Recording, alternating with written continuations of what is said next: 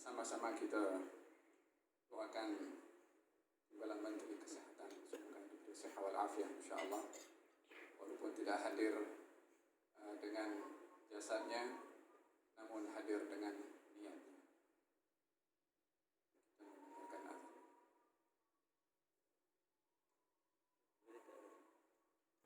Lagi dihormati Datuk Dr. Haji Ahmad Syukri bin Ismail, Presiden Persatuan Doktor Islam Malaysia. Yang dihormati lagi dimuliakan Datuk Dr. Muhammad Khairi bin Yaqub,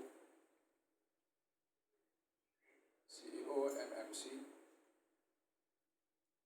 Para Dr. Puai Saidi bin Abdul Razak, Naib Presiden Perdin. Yang dihormati MRS Fitness Warren Anta COO, Datuk Nur Azman Idris, Timbalan Presiden Persatuan Pengguna Islam Malaysia. Para doktor yang dihormati lagi dimuliakan, hari ini sebetulnya penghargaan diberikan kepada Anda semua atas perjuangan dan juga pengorbanan, atas yang semua kita sedia maklum, musibah pandemi COVID-19 yang Anda berada di barisan hadapan yang terkemuka berhadapan dengan wabah ini, dan hari ini adalah yang layak diberi penghargaan, diberi penghormatan adalah Anda semua. Ini merupakan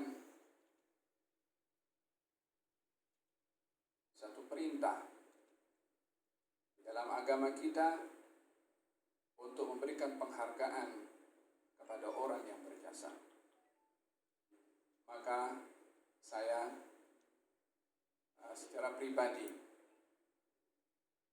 melihat dan meyakini bahwasanya Anda semua wira bagi rakyat Malaysia, bagi bangsa Malaysia, dan bagi umat manusia secara amnya. Mudah-mudahan pengorbanan yang sudah dikorbankan, masa, tenaga, fikiran, dan segala apa, mudah-mudahan semua pengorbanan itu menjadi timbangan amal baik yang diterima oleh Allah Subhanahu wa Ta'ala dan diberi balasan di dunia dan juga di akhirat. Amin. Allahumma amin. Berbicara tentang ilmu kedokteran, adakah ianya merupakan ilmu yang ada dalam agama kita, sehingga perlu bagi Muslim untuk mengkaji dan mendalami ilmu kedokteran atau tidak? Bila mana kita melihat tugasan para dokter itu adalah al-inqadh, yaitu menyelamatkan, menjaga kesehatan, maka tugasan itu adalah tugasan yang begitu penting dan sangat mulia, disebabkan menyelamatkan seseorang adalah menyelamatkan sesiapa yang ada di belakang orang itu, baik itu keluarga, baik itu syarikat, baik itu tetangga, melalui tanggung jawab masing-masing daripada orang yang dibantu untuk diubat, dirawat sehingga sembuh. At least paling tidak kalau orang itu tidak memiliki apa-apa tanggung jawab, ia adalah seorang insan yang perlu diberikan haknya sebagai manusia. Walaqad karramna bani Adam, dan sungguh kami telah muliakan anak-anak Adam. Hadirin para doktor yang dirahmati oleh Allah Subhanahu wa Ta'ala, di zaman silam, bahkan secara spesifik di zaman baginda Rasulullah sallallahu alaihi wa alihi wasallam, adakah dokter-dokter yang masyhur memainkan peranan di dalam bidang kemahiran atau dalam bidang ilmu kedokteran yang ada pada mereka. Ilmu kedokteran adalah satu bidang ilmu yang berkembang daripada zaman dahulu hingga zaman sekarang, dan ianya kekal akan berkembang di masa-masa akan datang. Ianya tidak terhad. Pencapaian para saintis di zaman kita menjadi satu muktamad penemuan dan kajian yang tidak boleh salah atau tidak boleh keliru atau tidak boleh berkembang. Realitinya adalah ilmu kedokteran zaman dahulu berkembang dari masa ke semasa hingga zaman kita sekarang, dan zaman yang akan datang akan semakin canggih, akan semakin berkembang ilmu tersebut, dan ini adalah bahagian daripada khazain ilmillah, bahagian daripada simpanan ilmunya Allah yang sebahagian kecil sahaja diberikan kepada manusia. Wa ma utitum minal ilmi illa qalila. Tidaklah kamu diberi oleh Allah daripada ilmu kecuali sedikit sahaja. Kalimat sedikit yang disebutkan oleh Allah atas ilmu yang diberikan adalah merangkumi kepada segala ilmu yang ada pada zaman ini, pada zaman dahulu, dan ilmu yang akan muncul di zaman akan datang. Ianya adalah sedikit berbandingkan dengan ilmunya Allah Subhanahu wa ta'ala, maka tiada sesiapa yang boleh untuk memonopoli ilmu dengan mengatakan dirinya sahaja yang berilmu dan tiada yang lainnya. Oleh sebab yang demikian, ketika Nabi Musa alaihissalam ditanya oleh anak muridnya yang menyampaikan khutbah, adakah orang yang lebih berilmu daripada engkau, wahai Musa? Nabi Musa mengatakan tiada. Ketika menjawab tiada dengan dasar Nabi Musa seorang nabi, seorang rasul, ulul azmi, pastinya diberikan oleh Allah yang tak diberikan kepada orang lain. Namun ketika ilmu itu dibatasi olehnya untuk dirinya, maka di sini datang teguran daripada Allah kepada Nabi Musa, kalau di sana ada seorang yang memiliki ilmu yang tiada pada engkau, yaitu Khidir. Diperintahkan oleh Allah Nabi Musa untuk mencari dan belajar kepada Khidir. Dan dalam perjalanannya bersama dengan Khidir, ilmu demi ilmu didapat oleh Nabi Musa. Khidir berkata kepada Nabi Musa, wahai Musa, ilmu kamu dengan ilmu aku bila mana dicantumkan menjadi satu, berbandingkan dengan ilmunya Allah, umpama lautan yang terbentang luas, ada seekor burung yang hampir dan minum 1-2 kali, itulah ilmu aku dengan kamu yang diminum oleh burung. Sementara ini lautan adalah ilmunya Allah Subhanahu wa ta'ala. Wa ma utitum minal ilmi illa qalila. Kamu tidak diberi oleh Allah daripada ilmu kecuali sedikit sekali. Di zaman baginda Rasulullah sallallahu alaihi wasallam terdapat beberapa pakar ilmu kedokteran, melibatkan laki-laki dan juga perempuan. Di antaranya adalah Al-Harith ibn Kildah, dan yang kedua adalah Rafidah, yang ketiga adalah ibu kita, yaitu Siti Aisyah radhiyallahu anha wa ardhaha. Beliau sebagai seorang istri kepada baginda Rasulullah, beliau sebagai seorang penyair, beliau yang pakar dalam ilmu faraid, ilmu matematik, beliau yang pakar dalam ilmu al-arud, cara pembuatan bait-bait syair, dan beliau juga pakar dalam ilmu kedokteran. Ianya menggambarkan bagaimana ilmu di zaman itu tidak dibatasi hanya kepada lelaki sahaja, tetapi perempuan memainkan peranan di dalam mengkaji, mendalami ilmu kedokteran. Tahukah daripada mana Siti Aisyah belajar ilmu kedokteran walaupun beliau seorang wanita? Anak saudaranya bernama Urwah bin Abdullah bin Zubair bertanya kepada Siti Aisyah. Katanya, aku tidak hairan kalau engkau ini pandai dalam ilmu bahasa Arab. atau ilmu syair ataupun ilmu sunnah dan Quran dan sunnah. Karena suami engkau adalah Rasulullah, ayah engkau adalah Abu Bakar, dua-dua orang hebat.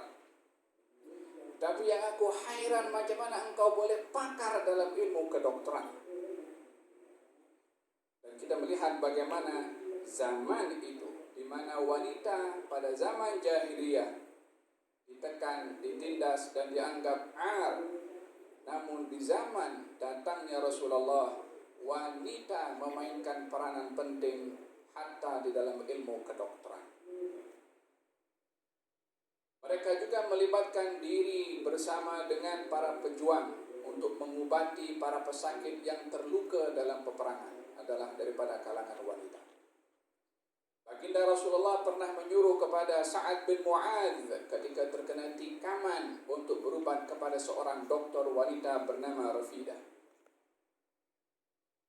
Demikian kita melihat bagaimana Islam ketika datang dan membawa ilmu tidak membezakan jantina untuk mengambil dan belajar ilmu tersebut. An-nisa'u syaqa'iqur rijal.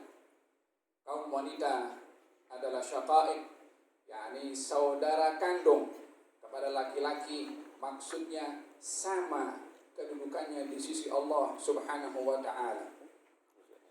Dan kita kalau melihat dalam berbagai macam bidang ilmu, termasuk dalam ilmu hadis, hampir 800 guru-guru Ibn Hajar Al-Asqalani daripada kalangan wanita. Namun tidak masyhur, tapi rujukan Al-Imam Ibn Hajar Al-Asqalani daripada masyayikhnya adalah kalangan muhadditsat, kaum wanita yang pakar dalam ilmu hadis. Urwah bin Abdullah bertanya, aku tak hairan kalau engkau pandai dalam ilmu sunnah, ilmu Quran, sunnah dan ilmu syair, tapi macam mana engkau boleh pandai ilmu kedokteran? Siti Aisyah menepuk bahu Urwah bin Abdullah bin Zubair dan mengatakan kepadanya, saya mengobati Rasulullah sallallahu alaihi wasallam di akhir hayatnya ketika beliau sakit, dan ilmu yang saya dapat adalah melalui tetamu yang datang daripada luar untuk berjumpa dengan Rasulullah, dan di antara tetamu itu pakar dalam pelbagai macam bidang ilmu termasuk ilmu kedokteran. Ketika melihat baginda Rasulullah sakit, mereka berpesan, mengajarkan, memberitahukan kepada Rasulullah apa yang patut dibuat, patut dimakan, patut diminum, patut dielakkan. Di situ Siti Aisyah mendengarkan ilmu yang disampaikan oleh duta-duta yang datang daripada luar, yang pakar dalam ilmu kedokteran. Ketika memberitahukan kepada Rasulullah, ilmunya disimpan oleh Siti Aisyah dan dilaksanakan oleh Siti Aisyah, mengobati Rasulullah sallallahu alaihi wasallam walaupun ilmunya datang daripada luar. Mungkin ilmu itu datang daripada orang bukan Islam, dan di dalam hal ini ilmu yang bermanfaat adalah milik semua dan tidak boleh dibatasi kepada golongan tertentu, karena manfaatnya adalah demi kemanusiaan, demi kita bersama. Oleh sebab yang demikian, baginda Rasulullah sallallahu alaihi wasallam memuji kepada Siti Aisyah akan peranan pentingnya di dalam mengobati Nabi Muhammad sallallahu alaihi wasallam. Di zaman Harun ar-Rasyid, ketika datang beberapa wufud, beberapa delegasi yang datang daripada luar, termasuk daripada kawasan-kawasan yang ditadbir oleh Harun ar-Rasyid, atau yang tidak, daripada negara-negara yang memiliki independen dan memiliki kekuasaan tersendiri dan kedaulatan tersendiri, namun memiliki hubungan yang baik walaupun berbeza agama. Salah seorang datang kepada Harun ar-Rasyid lalu bertanya kepada salah seorang pengikut atau yang bertugas sebagai pembantu di bahagian Kementerian Kesehatan Harun ar-Rasyid. Namanya Ali ibn al-Husain ibn al-Waqid. Seorang Kristen bertanya kepadanya, adakah ada dalam kitab kamu, yakni Al-Quranul Karim, ayat yang membicarakan tentang ilmu kedokteran? Adakah dalam kitab kamu firman yang menceritakan tentang ilmu kedokteran? Kata Ali bin Husain mengatakan ada. Kata yang bertanya mengatakan tidak mungkin ada. Karena ilmu ini hanya ada dua. Ilmu abdan wa ilmu al-adyan. Ilmu terkait dengan badan, yakni kesehatan, dan ilmu terkait dengan adyan, agama. Maka dua ilmu ini beza, tak ada kaitan langsung. Kalau kitab itu berbicara tentang agama, tak ada pembahasan tentang ilmu kedokteran, disebabkan dua ilmu berasingan. Kalau ilmu agama tak ada kaitan dengan kesehatan ataupun dengan kedokteran. Kata Ali bin Husain Ibn Waqid mengatakan ada. Bahkan di dalam kitab kami bukan satu ayat yang berbicara tentang seluruh ilmu kedokteran, tapi dalam satu potong ayat, yang belum sampai satu ayat, setengah ayat, berbicara tentang keseluruhan ilmu kedokteran. Dia terkejut, ayat apa itu? Katanya, satu potong ayat di dalam Al-Quran yang mencantumkan segala ilmu kedokteran adalah firman Allah Subhanahu wa ta'ala, kulu washrabu wa la tusrifu. Makan, minum, tapi jangan melampau. Ianya adalah mengumpulkan, menceritakan tentang bagaimana munculnya ilmu kedokteran yang berpunca daripada penyakit, sehingga dengan penyakit orang cari ubat, yang mana kalau ada penjagaan kepada tubuh badan maka tak timbul penyakit sehingga tak perlu ada ubat. Munculnya penyakit sebagai cabaran kepada orang untuk mencari ubat, sehingga orang mendapatkan ilmu ubat karena penyakit. Sehingga beberapa banyak penyakit yang mendatangkan manfaat kepada orang ramai. Yang terkena satu, orang cari ini wabah COVID. Kalau jumpa punya vaksin, berapa ramai orang akan dapat? Yang terkena berapa orang saja? Daripada seluruh penduduk yang ada di dunia.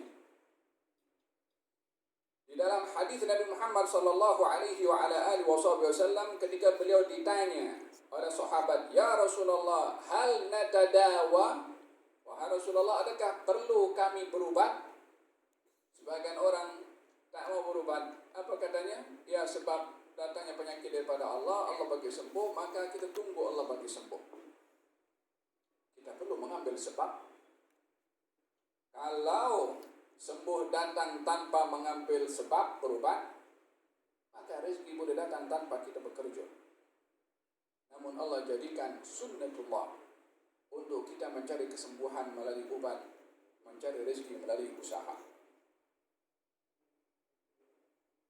Kata baginda Rasulullah, "Na'am, ya, perlu kita berubat. Fa inna Allah ma anzala ma wada'a da'an illa wa yada'u dawa'an, atau kama qala. Ma anzalallahu da'an illa wa anzalahu dawa'." Allah tidak menurunkan penyakit kecuali Allah juga menjadikan obat.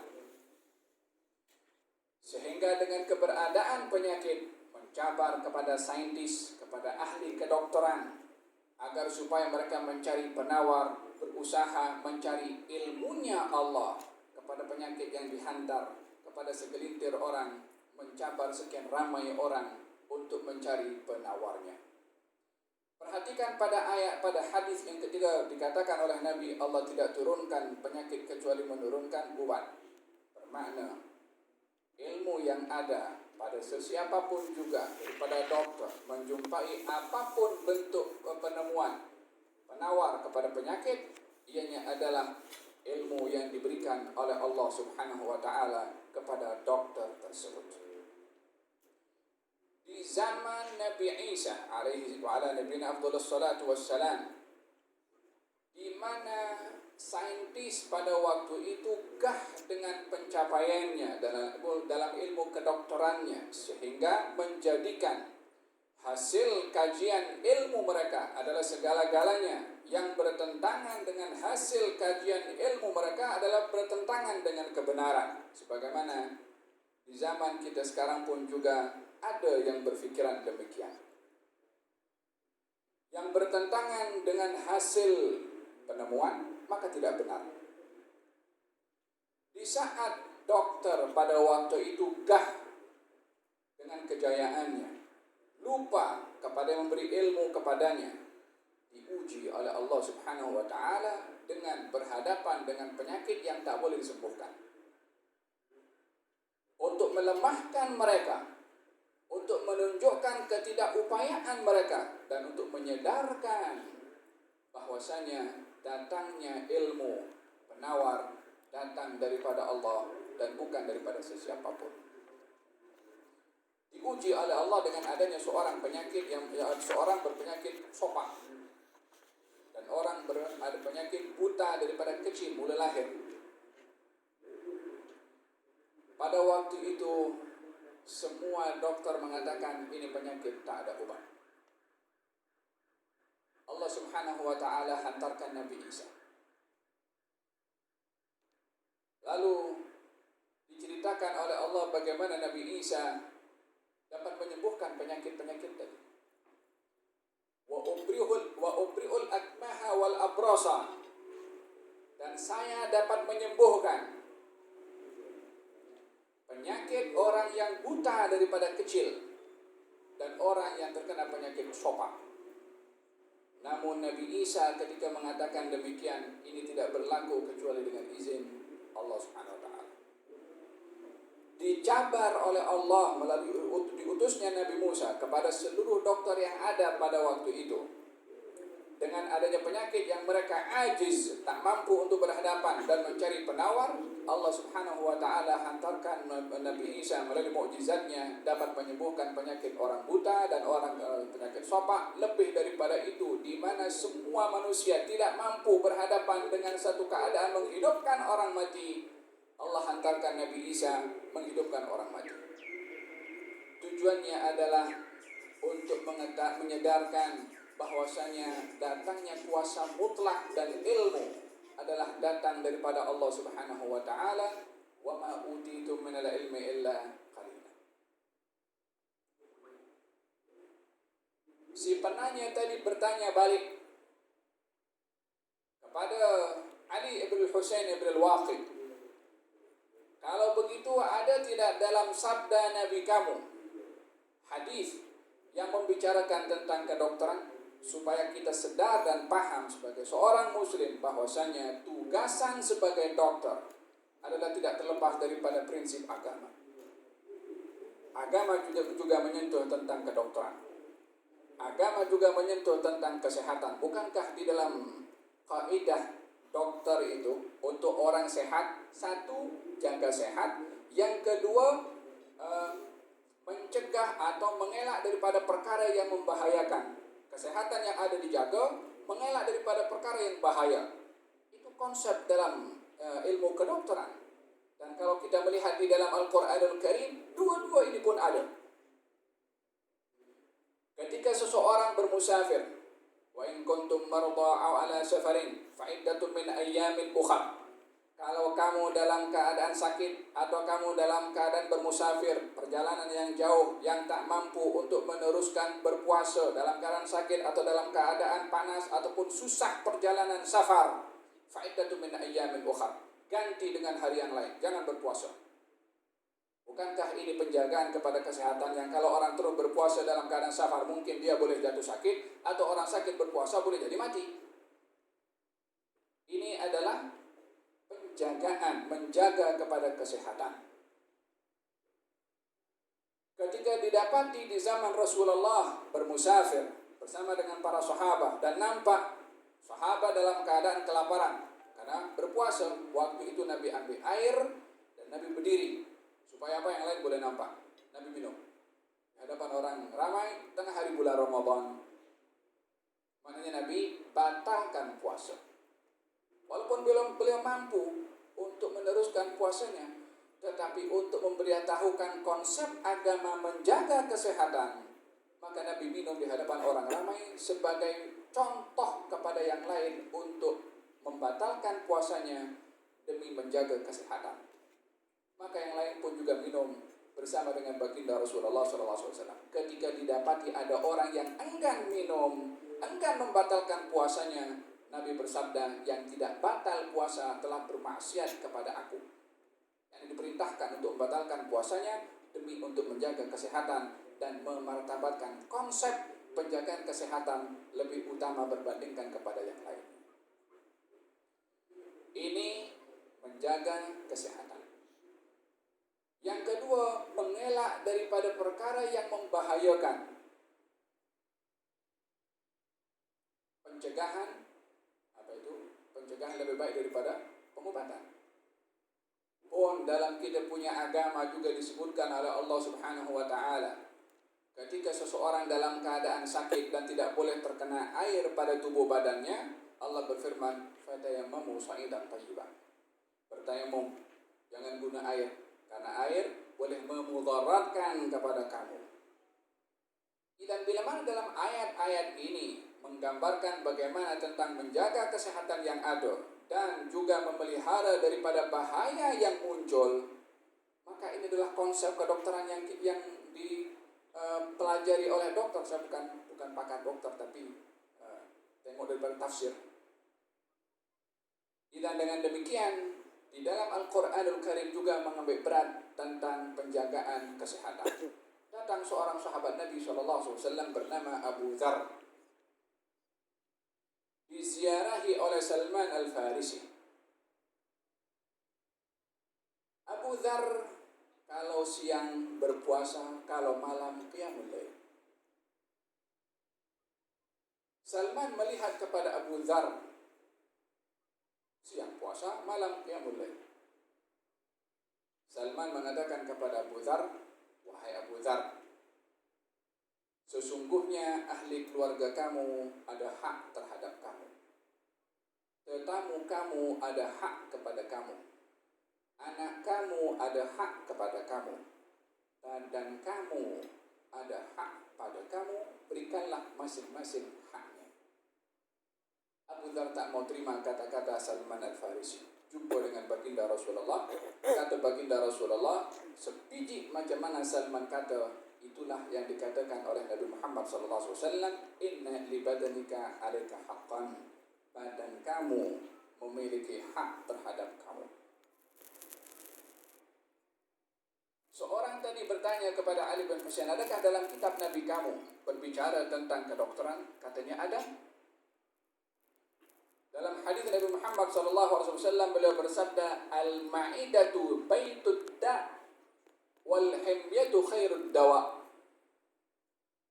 Perut ini rumahnya penyakit, dan penjagaan perut yang menjadi sarang penyakit adalah penawar yang menjaga seseorang daripada penyakit.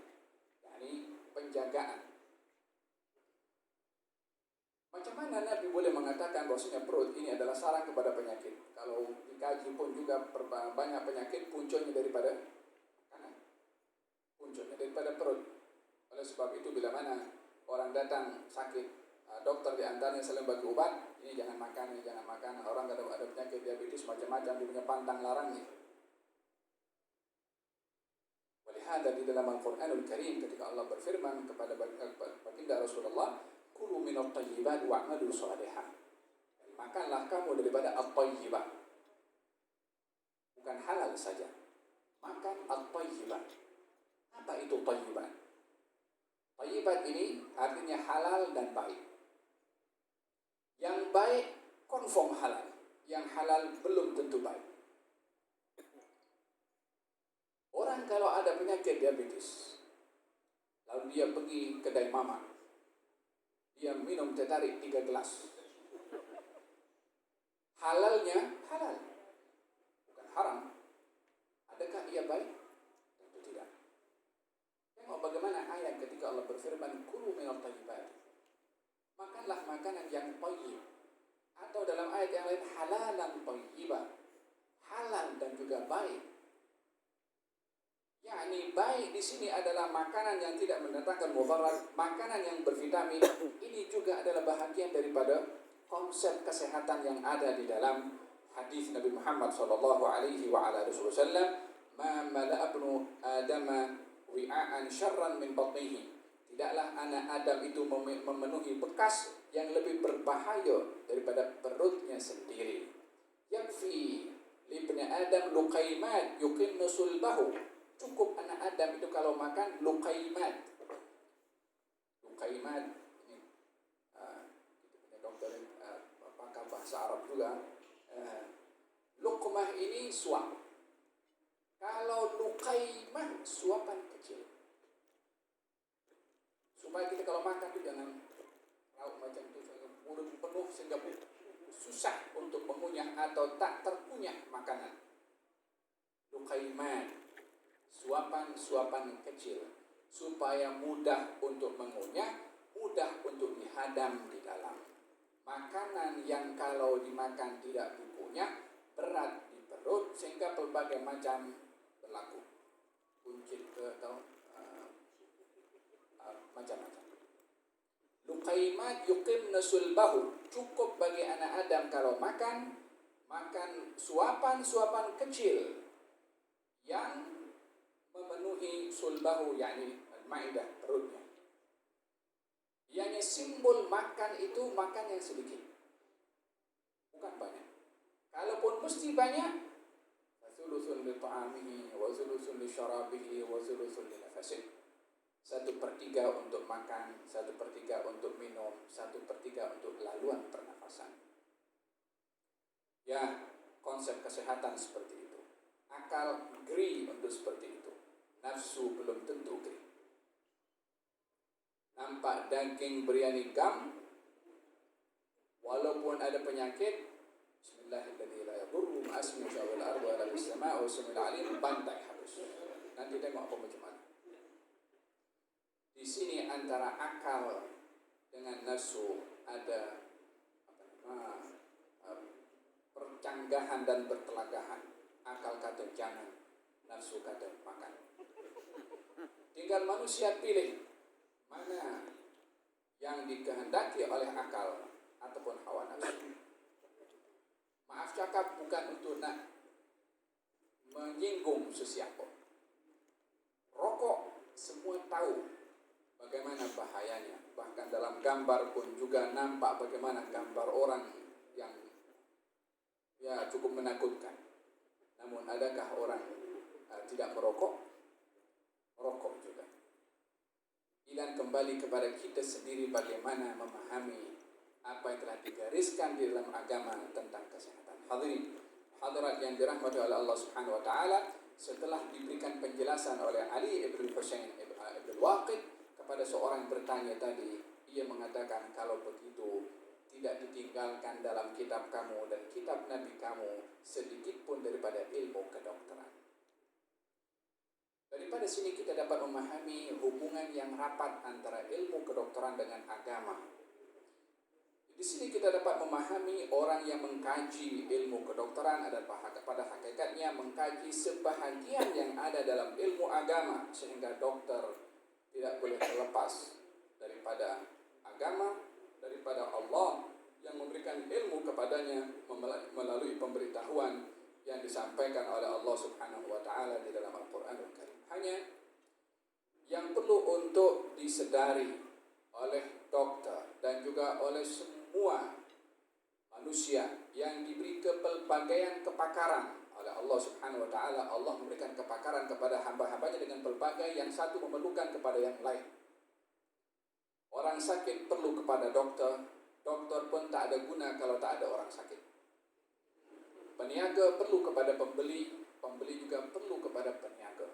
Penjual perlu kepada pembeli dan juga sebaliknya. Majikan perlu kepada bawahan, bawahan perlu kepada majikan, dan begitu sunnatullah. Dijadikan oleh Allah di atas muka bumi ini, manusia saling memerlukan satu dengan yang lain. Allah berfirman dalam Al-Qur'anul Karim, Ya ayuhan nas, inna khalaqnakum min dzakarin wa untha, wa ja'alnakum syu'uban wa qabaila lita'arafu. Inna akramakum indallahi atqakum. Wahai sekalian manusia, kami ciptakan kamu pelbagai macam bangsa, kelompok, dan juga background. Tujuannya apa kepelbagaian? Lita'arafu, untuk saling mengenal. Agaknya kalau orang mengenal satu dengan yang lain untuk bermusuh atau untuk saling berkawan. Kalau untuk bermusuh, buat apa nak kenal? Berkenal untuk saling mengambil manfaat atau mengenal kebaikan atau mendapat kebaikan. Lita'arafu. Namun yang menjadi sebab kemuliaan seseorang di sisi Allah adalah inna akramakum indallahi atqakum. Sesungguhnya termulia di antara kamu di sisi Allah, apapun backgroundnya, apapun bangsanya, apapun keturunannya, apapun bidang kepakarannya, yang termulia sekali adalah yang bertakwa kepada Allah Subhanahu wa taala. Oleh sebab demikian, takwa milik atau takwa perlu ada kepada semua manusia yang beriman kepada Allah Subhanahu wa taala, termasuk dokter.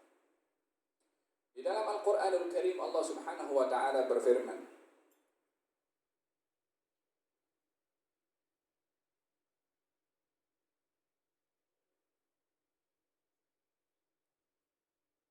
Alam tara anna Allah anzala minas sama'i ma'an فأخرجنا به ثمرات مختلفا ألوانها ومن الجبال جدد بيض وحمر مختلف ألوانها وغرابيب سود ومن الناس والدواب والأنعام مختلف ألوانه كذلك إنما يخشى الله من عباده العلماء. Tidakkah kamu mengetahui, ini tandanya ilmu yang Allah berikan ya, tidakkah kamu mengetahui bahwasanya yang menurunkan hujan daripada langit adalah Allah. Yang dengan turunnya hujan membasahi tanah, tumbuh-tumbuhan yang pelbagai dan tumbuh buah-buahan yang pelbagai. Tumbuh-tumbuhan pelbagai, tingginya, rendahnya, warna dedaunannya, warna bunganya, dan juga warna buah-buahannya, rasanya mukhtalifan, yakni semuanya berbeza. Kepelbagaian ini adalah ayat min ayatillah, tanda-tanda kebesaran Allah Subhanahu wa taala. Ini menyentuh tentang ilmu pertanian. Kepelbagaian tumbuh-tumbuhan dan buah-buahan. Tak cukup daripada ilmu pertanian disentuh oleh Allah Subhanahu wa taala, disentuh ilmu terkait dengan gunung ganang. Wa minal jibali judadun biyudun. Di antara gunung-gunung ini ada lorong-lorong. Kita kalau naik kapal terbang itu, lalu beberapa negara nampak macam celah-celah di antara gunung yang umpama laluan kepada air. Judadun biyudun. Ada gunung yang warnanya hitam, ada gunung yang warnanya putih, ada gunung yang warnanya merah. Wa gharabibu sud. Tak cukup ilmu pergunungan, yang ada bidang tersendiri ilmu yang mengkaji tentang gunung untuk mengetahui bagaimana gerak-gerik daripada gunung. Wa minan nasi, dan juga manusia, wad dawabi, binatang yang melata di atas muka bumi, wal an'ami, dan juga binatang ternak yang pelbagai juga. Kemudian Allah berfirman, innama yakhshallaha min ibadihil ulama. Sesungguhnya yang punya rasa takut kepada Allah adalah ulama. Agaknya yang kita paham tentang ulama di sini, ulama siapa? Kalau kita mau bicara ini adalah ulama yang pakar dalam ilmu agama. Kalau orang belajar ilmu agama tak takut kepada Allah, dah teruk sangat. Hari-hari dia baca firman Allah, hari-hari baca hadis Nabi, lalu tak punya rasa takut kepada Allah Subhanahu wa taala. Urutan coba kita perhatikan ya. Ayat itu ketika Allah berfirman sesungguhnya yang punya rasa takut kepada Allah adalah ulama, itu diletakkan oleh Allah setelah membicarakan tentang ilmu pertanian, ilmu pergunungan, ilmu binatang. Baru disebut yang punya rasa takut kepada Allah adalah ulama. Siapa ulama di sini? Ya ulama yang membidangi bidang ilmu-ilmu selain daripada ilmu agama. Kata Syekh Muhammad Mutawalli Sya'rawi, kalau orang belajar ilmu syariat tak punya rasa takut kepada Allah, dah teruk sangat. Hari-hari baca firman Allah, tak ada rasa takut kepada Allah Subhanahu wa taala. Tetapi ulama di sini dimaksudkan adalah ulama-ulama yang membidangi bidang selain daripada ilmu agama. Nama insyaallah min ibadihil ulama. Dengan demikian diperlukan bagi seorang dokter memiliki rasa takut kepada Allah Subhanahu wa taala, karena ilmu yang diberikan oleh Allah kepadanya adalah amanah dari Allah Subhanahu wa taala kepada dokter tersebut. Bukankah dalam hadis Nabi Muhammad sallallahu alaihi wa alihi wasallam beliau bersabda, "La tazulu qadama 'abdin hatta yus'alu an arba'." Tidaklah kaki seseorang nanti di hari kiamat itu tergelincir atau berjalan di hari kiamat nanti kecuali akan disoal 4 perkara. Yang pertama, an umrihi fima afnah, tentang umurnya, apa yang dia dah gunakan dengan umur yang diberi. Wa an syababihi fima ablah, tentang masa mudanya, apa yang dia telah perguna dengan masa muda. Yang ketiga, wa an malihi min aina kasaba wa fima anfaqa, tentang hartanya daripada mana ia dapat, kepada apa ia berguna. Yang terakhir, wa an ilmihi mada amila fi, tentang ilmunya, apa yang telah ia pergunakan dengan ilmu tersebut. Ilmu kedokteran bahagian daripada ilmu yang dipertanggungjawabkan, seperti mana ilmu syariah, seperti mana ilmu ekonomi, seperti mana ilmu manajemen, seperti mana ilmu accounting, sehingga bila mana menjadi dokter yang amanah, bila mana menjadi accounting yang amanah, bila mana menjadi pentadbir tertentu, pentadbir yang amanah, apapun tugasannya, dia menyadari bahwasanya pertanggungjawaban itu sebelum kepada majikan adalah bertanggung jawab kepada Allah Subhanahu wa taala. Di dalam sejarah kita terdapat saintis muslim bernama Abu Bakar Ar-Razi. Kita dalam sejarah ini banyak saintis daripada kalangan kaum muslimin, termasuk Farabi, Ibn Sina, termasuk adalah Abu Bakar Ar-Razi. Itu pada abad yang ketiga Hijriah lebih kurang. Diperintahkan oleh khalifah untuk membangun hospital di Baghdad.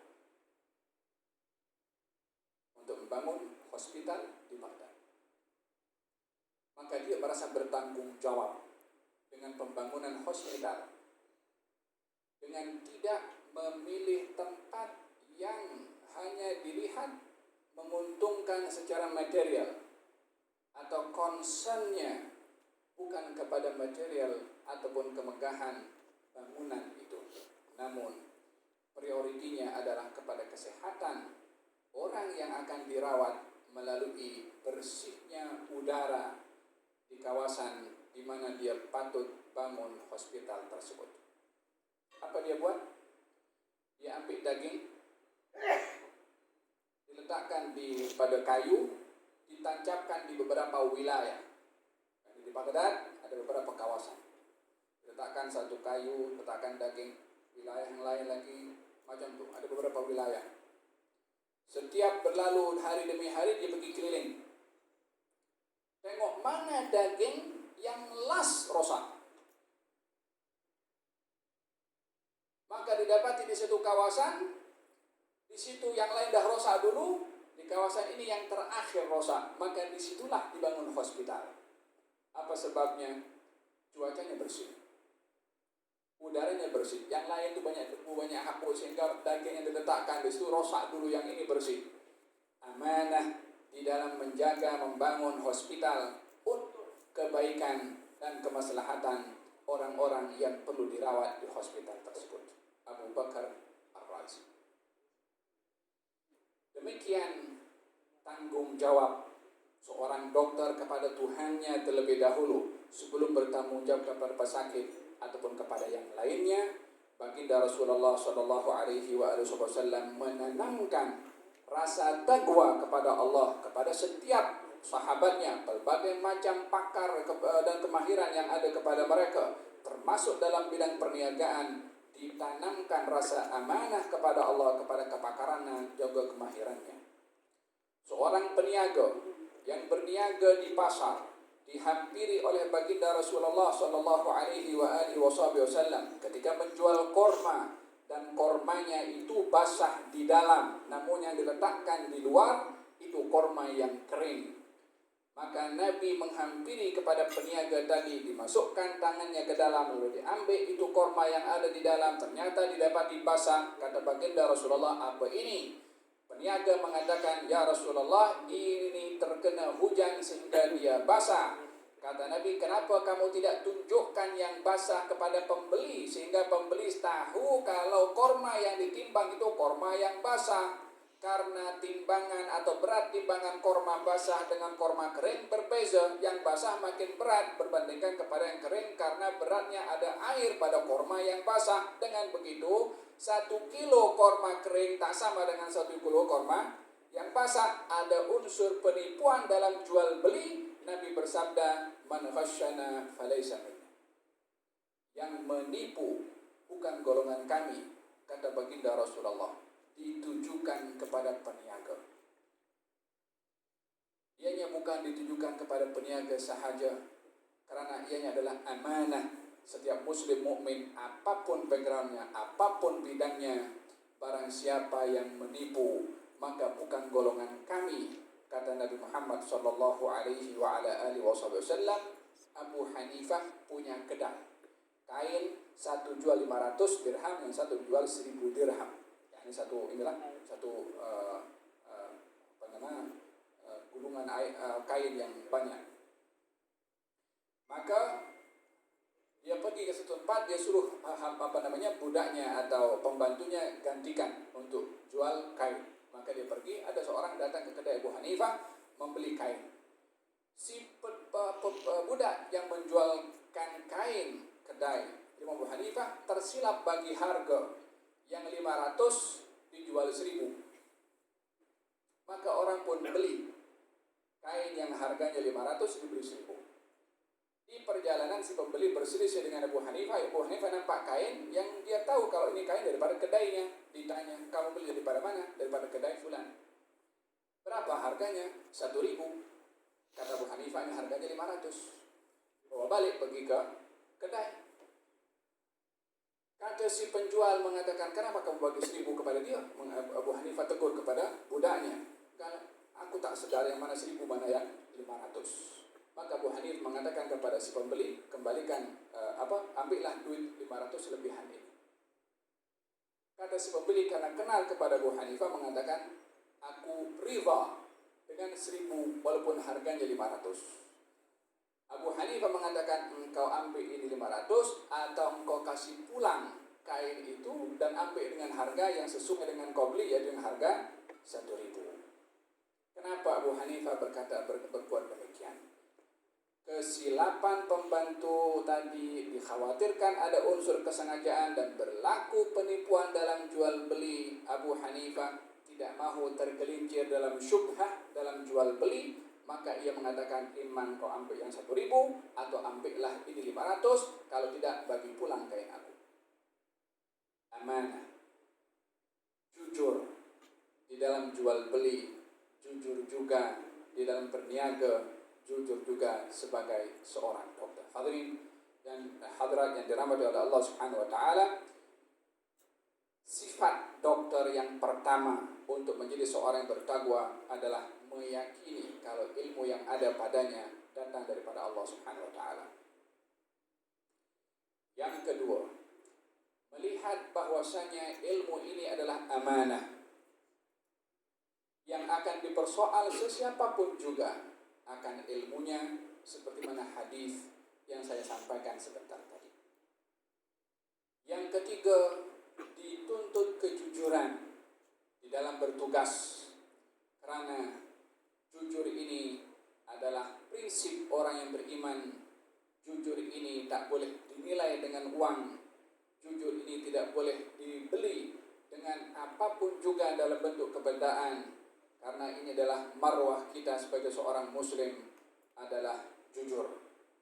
Alaikum bisidqi fa inna sidqa yahdi ila albirr wa inna albirra yahdi ila aljannah wa la yazalu ar-rajulu yataharra sidqa hatta yuktaba indallahi siddiqa.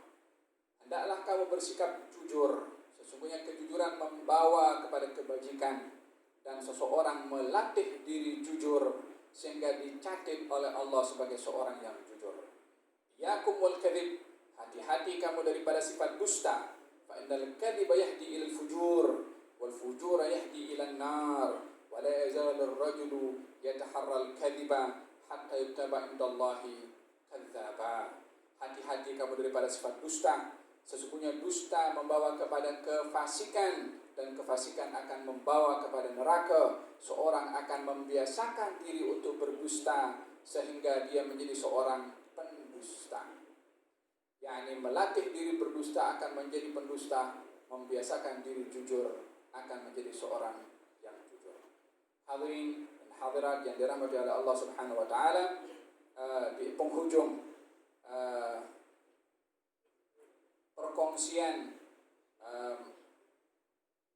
tazkirah untuk saya sendiri dan juga untuk hadirin hadirat para dokter sekalian, mengingatkan kepada kita bagaimana kita saling memerlukan satu kepada yang lain, dan kita adalah keluarga bersama untuk menyelamatkan dan juga untuk menyelamatkan orang lain dan menjadi sebab manfaat untuk orang lain. Kita berdoa kepada Allah Subhanahu wa taala, moga-moga di majelis yang penuh dengan barakah ini Allah Subhanahu wa taala bimbing kita untuk menjadi seorang yang bermanfaat untuk orang lain. Khairun nas anfa'uhum linnas. Sebaik-baik orang adalah yang bermanfaat untuk orang lain. Tak kira siapapun juga. Tak kira apa agamanya. Tak kira apa latar belakangnya.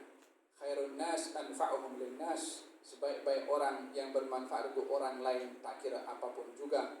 Kalau binatang sahaja diberikan haknya oleh agama, apatah lagi manusia. Di dalam hadis dilarang menyiksa kepada binatang. Di dalam hadis dilarang untuk membunuh kepada binatang yang tidak berbahaya. Maka di dalam hadis bahkan disuruh untuk menyelamatkan kepada binatang. Baginda Rasulullah sallallahu alaihi wasallam ketika berjalan bersama dengan tentera, nampak seekor anjing bersama dengan anak-anaknya yang masih kecil yang baru dilahirkan. Tentera ramai nak lalu di kawasan itu. Maka ibu kepada anjing tadi lari ke sana kemari dalam keadaan risau akan keselamatan anak-anaknya yang masih kecil. Nabi perintahkan beberapa orang, kamu berdiri mengelilingi anjing itu, supaya ini tentera tak lalu di kawasan anjing, supaya ke kanan ataupun ke kiri. Maka Nabi hantarkan beberapa orang untuk menjadi penjaga kepada anjing tadi untuk tidak diganggu oleh kaum muslimin tentera yang sedang berjalan. Maka saf kaum muslimin terpecah menjadi dua hanya untuk menjaga kerisauan anjing kepada anak-anaknya. Kalau ini kepada binatang, apatah lagi kepada manusia. Dan ini yang kita belajar daripada Nabi Muhammad sallallahu alaihi wasallam. Kita berdoa kepada Allah, moga-moga Allah Subhanahu wa taala bimbing kita, beri hidayah kepada kita, dijadikan oleh Allah Subhanahu wa taala, dipilih oleh Allah menjadi orang mendatangkan manfaat untuk orang lain, dan moga-moga Allah anugerahkan kepada kita ketulusan, keikhlasan, ketekunan, dan moga-moga apa yang kita buat diterima oleh Allah Subhanahu wa taala, dan moga-moga Allah Subhanahu wa taala berikan perlindungan, keselamatan kepada kita, kepada ahli keluarga kita, dan kepada rakyat Malaysia secara umumnya, dan kepada umat manusia secara umumnya di mana saja mereka berada yang sedang berhadapan dengan COVID-19. Moga-moga Allah Subhanahu wa taala berikan sembuh kepada mereka, yang sakit disembuhkan oleh Allah, yang pergi dirahmati oleh Allah Subhanahu wa taala, yang sehat walafiat ditambahkan sehatnya oleh Allah Subhanahu wa taala insyaallah. Mudah-mudahan negara kita adalah negara yang terpelihara daripada segala wabak, daripada segala penyakit, dan moga-moga Allah Subhanahu wa taala mengangkat darjat yang hadir di sini, dokter-dokter yang termasuk tidak hadir yang berada dalam saf berhadapan dengan COVID-19, diangkat darjat mereka oleh Allah Subhanahu wa taala, diberikan rahmat oleh Allah, diberi ganjaran yang berlipat kali ganda oleh Allah Subhanahu wa taala, dan moga-moga Allah Subhanahu wa taala pandang kita dengan pandangan rahmat dan hidayah, ditingkatkan ilmu kita, diberikan kekuatan untuk beramal dengan ilmu, dan diberikan pengetahuan yang lebih luas. Amin ya rabbal alamin. Semoga Allah memberikan ganjaran kepada semua yang menganjurkan program pada hari ini, diberikan oleh Allah Subhanahu wa taala rahmat yang khusus, barakah yang khusus, dan juga inayah yang khusus. Sallallahu alaihi wasallam Muhammadin wa ala alihi wasallam. Walhamdulillahi rabbil alamin. Mohon maaf kalau ada salah silap dalam ucapan saya. Hadza billahi taufik.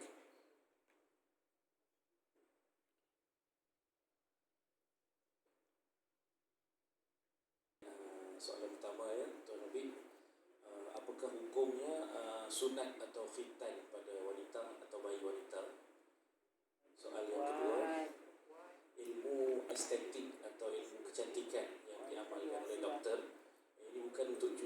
kesihatan, tetapi untuk cantik dan sebagainya kan, contohnya botox atau pembedahan bagi hidung mancung dan sebagainya. Apakah hukumnya? Yang ketiga, apakah doktor-doktor Islam pada zaman dahulu juga mengamalkan ruqyah sewaktu pengobatan? Yang keempat, apakah hukumnya kita merakam atau merekodkan sewaktu kanak-kanak sedang berkhatam dan ditunjukkan kepada orang lain, khususnya kaum keluarga? Soal yang kelima. Yang satu lah. Banyak yang stop dulu. Stop.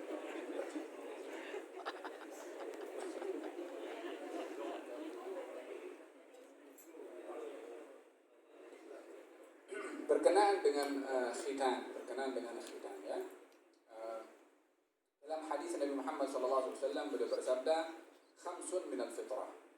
Ada 5 perkara bahagian daripada fitrah, kesucian, dan juga bahagian daripada natural yang diperlukan oleh setiap manusia. Yang pertama al-khitan. Yang kedua qasus syari, menipiskan misai. Yang ketiga taqlimul adhafir, potong kuku. Yang keempat natful idub, membersihkan bulu ketiak. Yang kelima halqul ana, membersihkan sekitar kemaluan, rambut sekitar kemaluan. Ini bahagian daripada fitrah, yakni bahagian daripada kesucian dan kebersihan. Secara khususnya berkenaan dengan khitan bagi wanita dan juga bagi laki-laki, kita dapat melihat daripada sabda Nabi Muhammad SAW. Beliau bersabda, "Idzal taqal khitanan faqad wajabal ghuslu." Bila mana 2 alat kelamin bertemu yang sudah berkhitan, atau bila mana 2 alat kelamin yang sudah berkhitan bertemu, maka wajib baginya mandi. Wajib. Pada hadis ini dinyatakan idzal taqal khitanan, 2 alat kelamin yang berkhitan. Bermakna di sini laki-laki dan juga perempuan. Yang menjadi perbezaan hukumnya, adakah wajib atau tidak? Bagi laki-laki disebabkan oleh kerana ketiadaan atau bila mana tidak berkhitan, bila mana sabit akan menimbulkan penyakit atau tidak dapat dielakkan najis, maka dalam hal ini wajib berkhitan. Ma la yatimmul wajib illa bihi fahuwa wajib. Apa perkara yang tak boleh, apa perkara yang wajib tak boleh dilakukan kecuali dengan perkara yang lain, maka perkara yang lain ini akan menjadi wajib juga. Oleh karena tidak berkhitannya laki-laki akan menyebabkan adanya mudarat, adanya penyakit atau adanya najis yang susah atau yang sukar. Salat akan sah kalau adanya najis, maka dalam hal ini berkhitan bagi lelaki hukumnya wajib. Namun menjadi perbezaan bagi kaum wanita yang tidak berlaku seperti mana laki-laki dalam hal penjagaan daripada najis karena dalam bentuk yang berbeza. Maka dalam hal ini ulama juga memberikan beberapa penjelasan berkenaan dengan hukum khitan bagi wanita. Ada yang mengatakan sunnah. Demikian hukum tentang berkhitan bagi laki-laki dan juga wanita. Apapun penjelasan saya ini adalah berdasarkan dengan tidak mewakili apa-apa fatwanya. Ini hanya pendapat yang saya kaji berkenaan dengan hukum khitan. Kedua,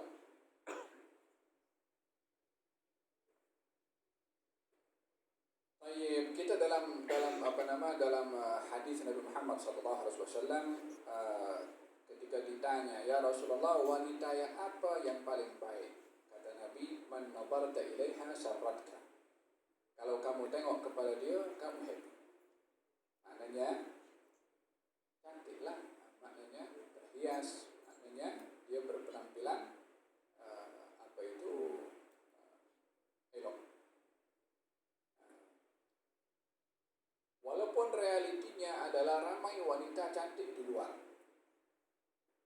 dan di dalam macam kehidupan biasa macam itu, berhiasnya lebih di luar berbandingkan di dalam. Dengan demikian Sayyidina Abdullah ibn Abbas pernah mengatakan, saya ini ingin berhias untuk istri saya seperti mana saya ingin istri saya berhias untuk saya. Jadi lelaki pun juga di dalam rumah dia smart. Bukan melekat saja di rumah. Jadi kehidupan itu bila mana pasangan memberikan yang terbaik dalam penampilan dan itu adalah hak masing-masing, maka pasangan itu akan menjadi pasangan yang tentram, bahagia, dan harmoni. Berpenampilan cantik itu bila mana ditujukan kepada pasangan yang sah untuk dia berpenampilan cantik, maka ia amat digalakkan. Hanya di dalam menggunakan alat-alat tertentu atau sampai kepada peringkat mengubah makhluk yang atau mengubah khilqah, yakni asal rupa yang Allah berikan kepada seseorang. Di sini yang menjadi pembahasan panjang lebar ulama tentang orang yang mengubah asal ciptaan yang telah diberikan oleh Allah kepada dia, baik itu mengubah jantina daripada laki-laki kepada perempuan atau sebaliknya, ataupun mengubah salah satu organ yang diberikan oleh Allah Subhanahu wa taala kepada dirinya, seperti hidung dan seumpamanya. Ini yang menjadi pertimbangan oleh para ulama yang melarang seseorang mengubah khilqah yang bentuk original yang diberikan oleh Allah Subhanahu wa taala kepada dirinya. Oleh sebab itu menghias diri kecuali kalau hal-hal yang memudaratkan, kalau dibiarkan akan mudaratkan kepada dirinya, maka dalam hal ini mengelak daripada mudarat adalah satu perkara yang diperintah. Selain daripada itu, menggunakan bahan-bahan yang digunakan itu, adakah bahan-bahan itu yang halal ataupun yang tidak, itu pun juga satu perkara yang dinilai juga oleh syarak. Kalau bahannya bahan yang haram, maka tidak boleh untuk digunakan. Kalau bahannya yang halal kepada perkara tidak mengubah asal khilqah ciptaan yang diberikan oleh Allah Subhanahu wa taala, maka ianya dan ditujukan kepada orang yang yang berhak, maka dalam hal ini tidak menjadi permasalahan.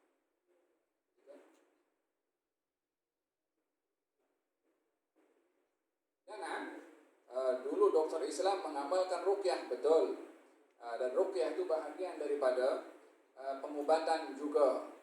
Dahulu di zaman baginda Rasulullah sallallahu alaihi wasallam, Nabi mengajarkan juga ruqyah. Di antaranya adalah ketika ada seorang terkena sengatan ular atau digigit oleh patuk oleh ular, ketua kabilah lalu diruqyah dengan bacaan Al-Fatihah, maka sembuhlah ketua kabilah tadi. Lalu ketua kabilah itu memberikan kambing kepada sahabat Nabi yang memberi yang meruqyah. Maka sahabat-sahabat Nabi berselisih faham, ini kita bukan jual ayat Quran ke? Pasal meruqyah sampai sembuh dengan bacaan Al-Fatihah seakan-akan jual ayat Al-Quranul Karim. Mereka berselisih faham satu dengan yang lain. Katanya, baik, kita jumpa dengan baginda Rasulullah, dibawa kambing itu jumpa dengan Rasulullah. Kata Nabi, kalau ada orang meruqyah dengan perkara yang batil, kamu telah meruqyah dengan perkara yang hak. Boleh potong kambing itu dagingnya bagi kepadaku sedikit, kata Nabi SAW. Untuk buktikan kalau hadiah diberikan adalah diperbolehkan, hanya tidak menjadikan matlamat daripada meruqyah untuk mendapatkan apa-apa habuan dan hadiah.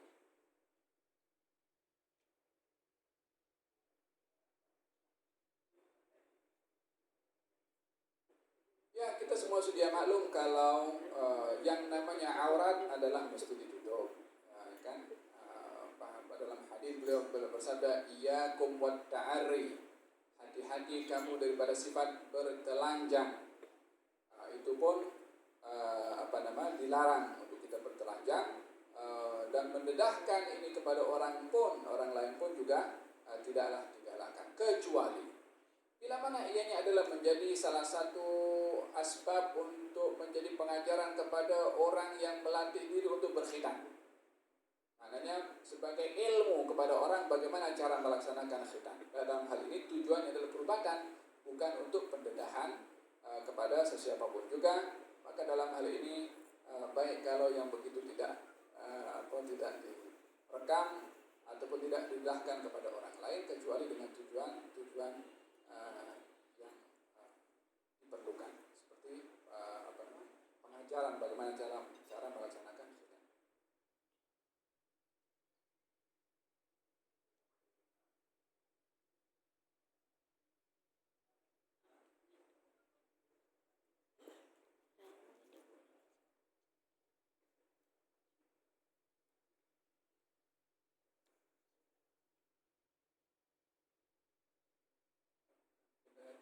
Rantai-rantai daripada tembaga itu mungkin ya. Ya sekarang ada beberapa hal yang perlu untuk dilihat tentang di sebalik penggunaan rantai selain daripada untuk perubatan. Satu, yang pertama, sejauh mana kesahihan penggunaan itu membawa kesehatan. Yang kedua, tujuan menggunakan rantai itu kesehatan atau lebih kepada perhiasan. Yang ketiga, bahan rantai yang digunakan adakah daripada bahan yang diperbolehkan atau yang dilarang. Kemudian yang keempat, tentang penyerumpaan menggunakan rantai itu antara laki-laki dengan perempuan.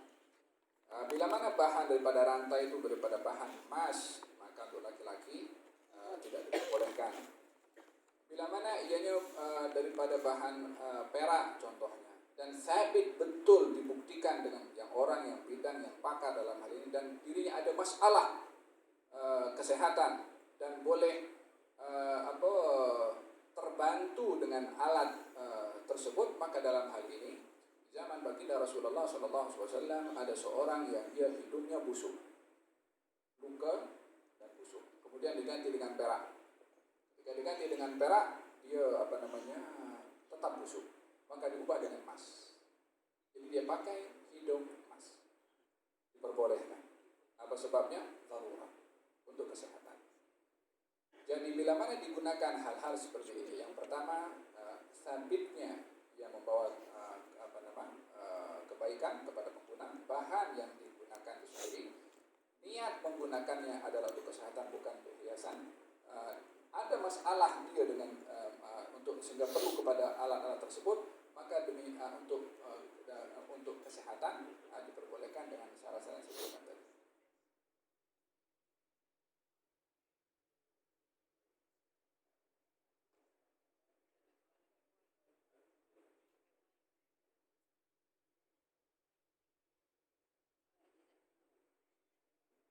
Daripada Tuan Nabi berkaitan daripada pendapat Syekh Imran Nazar Hussein yang mengatakan bahawa penjarakan sosial dalam saf solat Jumaat dan solat berjamaah di masjid merupakan satu bid'ah dan merupakan ujian Dajjal di akhir zaman.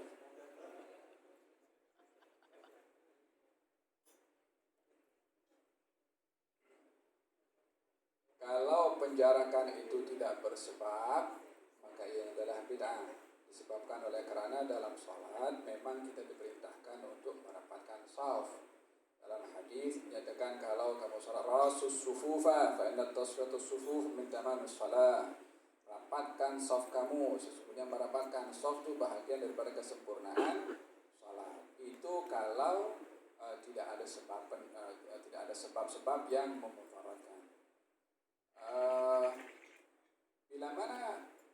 Bila seseorang melakukan penjarakan sosial dalam sholat karena sebabnya mengelak daripada kemudaratan, maka dalam hal ini diperbolehkan, bahkan digalakkan, dianjurkan, kerana kita tidak boleh mencelakakan diri kita atau menjerumuskan diri kita kepada kebinasaan. Wala tulqu bi'aidikum ila tahlukah, janganlah kamu menjerumuskan diri kamu kepada kebinasaan. Kalau rapatnya shaf boleh menyebabkan penularan, boleh menyebabkan penyakit berpindah, dan penjarakan boleh untuk menyelamatkan daripada perpindahan penyakit, maka dalam hal ini mengelak daripada mudarat adalah perkara yang diperintahkan. Termasuk juga orang menggunakan masker, masker. Memang dalam sunnah dari Imam Tirmidzi, dalam riwayat Imam Tirmidzi, baginda bersabda, janganlah kamu salat dalam keadaan menutup mulut kamu. Janganlah kamu salat dalam dalam keadaan menutup mulut kamu. Maka pun timbul kecoh juga dengan Facebook tentang orang tak boleh menutup mulut ketika salat, termasuk menggunakan masker. Hadis ini menceritakan tentang dahulu golongan orang-orang tertentu, orang-orang Arab, khususnya mereka yang ada sifat sombong. Mereka akan kalau pakai serban, mereka punya ekor yang panjang, lalu dililitkan mukanya macam kemudian salat. Oleh sebab itu Nabi larang untuk salat menutup muka, disebabkan menyerupai kepada golongan-golongan tertentu. Dan larangan itu menunjukkan kalau orang salat dengan menutup muka tanpa ada sebab, hukumnya makruh, bukan membatalkan salat. Namun kalau menutup mulut itu demi untuk menjaga sebagaimana tadi penjarakan sosial adalah dan mengelak daripada penyakit boleh kena, maka dalam hal ini perlu untuk kita menggunakan masker, karena datangnya penyakit itu berbahaya. Menggunakan masker itu kalaupun hukumnya makruh, tetap lebih utama menggunakan masker daripada terkena bahaya atau terdedah boleh terkena kepada penyakit. Allahu a'lam. Mau bertanya juga pada Tuan Habib, apakah ada dalam sudut pandang Islam atau ayat Al-Quran yang menyatakan berapa ukuran ataupun bayaran seseorang doktor yang kita nak kenakan pada pesakit yang kita rawat? Berapa banyak boleh?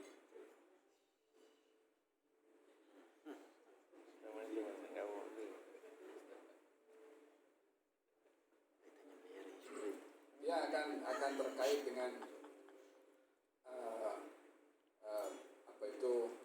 dalam jual beli ini. Kalau dalam jual beli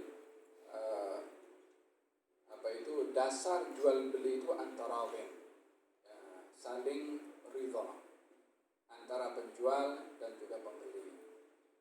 Dalam servis pun juga saling meridai. Kalau dokter meletakkan harga sekian, tak dipaksa orang lain itu untuk ambil daripada dokter itu. Mungkin ada dokter lain yang harganya kurang atau yang lebih murah contohnya. Hanya di samping melihat kepada nilai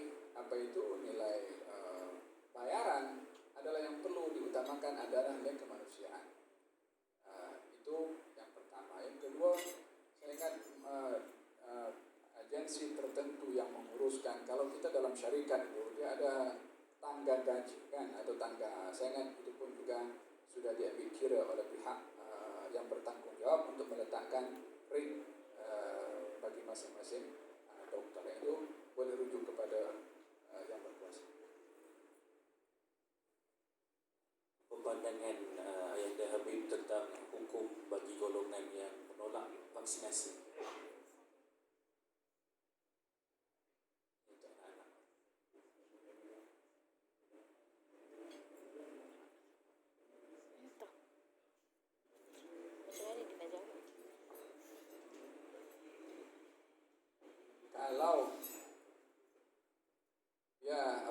Kalau ianya menjadi satu arahan wajib daripada pihak berkuasa yang mengetahui dan menyadari bahaya orang kalau tidak diberi vaksin dan memudaratkan kepada anak kalau tidak diberi vaksin, maka dalam hal ini mengelak daripada mudarat terhadap anak dan mematuhi kepada arahan adalah satu kewajiban untuk mematuhi dan mengelak daripada perkara yang memudaratkan. Tetapi bila mana kemudaratan itu tidak wujud atau kemudaratan itu relatif dan tidak ada arahan yang mewajibkan, maka dalam hal ini dia berhak untuk mengambil ataupun dia berhak untuk tidak. Tengok situasinya, adakah memudaratkan kalau tidak ambil, dan adakah itu arahan atau tidak. Allahu a'lam, itu yang boleh saya sampaikan. Jazakallahu khairan katsiran.